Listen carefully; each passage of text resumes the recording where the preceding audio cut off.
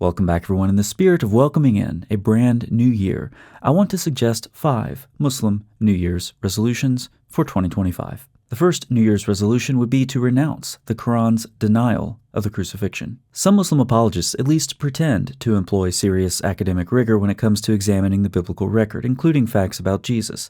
But when it comes to the crucifixion, the mask comes completely off. Muslims are compelled by the Quran, against overwhelming evidence, to deny the crucifixion, which is even considered historically certain by atheist scholars. You know, the kinds of scholars Muslims typically love to cite, but when it comes to the crucifixion, the Quran's colossal historical blunder simply leaves them on an island all by themselves.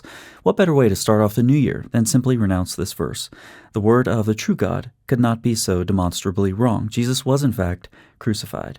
And while you're rethinking the Quran's retelling of historical events, you might want to renounce the Quran's other myths, from Solomon's pearl-diving demons to the legends of Alexander the Great and so many more. Also renounce all the Quran's legends that developed from Jewish mystical tradition. We've explored many of those on this channel. It's simply better to observe, along with the Quran's original audience, that some of Allah's speech is nothing but old tales. Third, renounce the Quran's verses on women. Basically, all of the verses on women, not to mention the view of women throughout the Muslim world. Basically, all of that too, but start small. Start with the Quran. Renounce the verse that says Muslim men can beat their wives.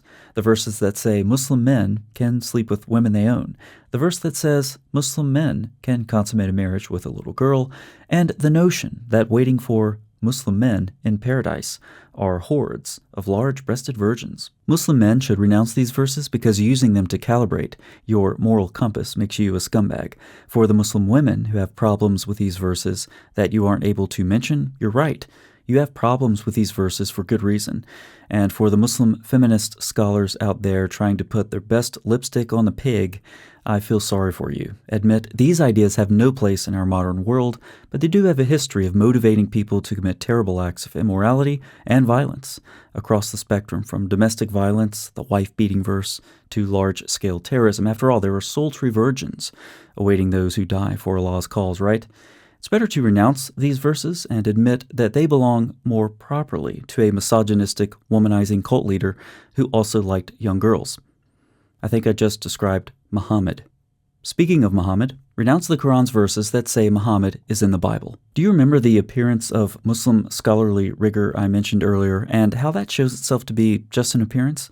Well, denying the crucifixion of Christ because the Quran tells you to isn't the only way to show yourself to be an unserious thinker.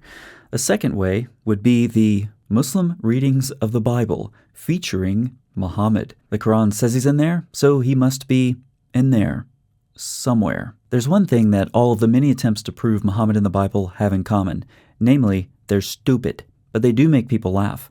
Muslim apologists should start the new year by saving what little credibility, if any, they have left, and Muslims in general should really stop repeating these arguments.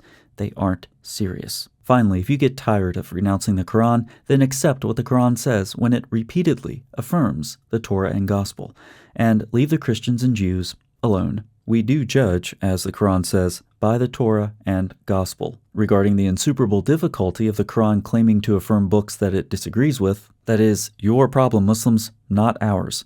And it's a problem that has resulted in radically reinterpreting these verses so that Allah's words mean the exact opposite of what they clearly say.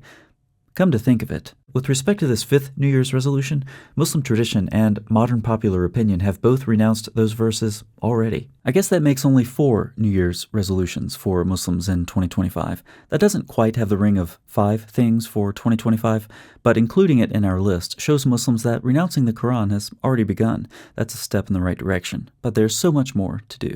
Thanks so much for watching. I'll see you next time.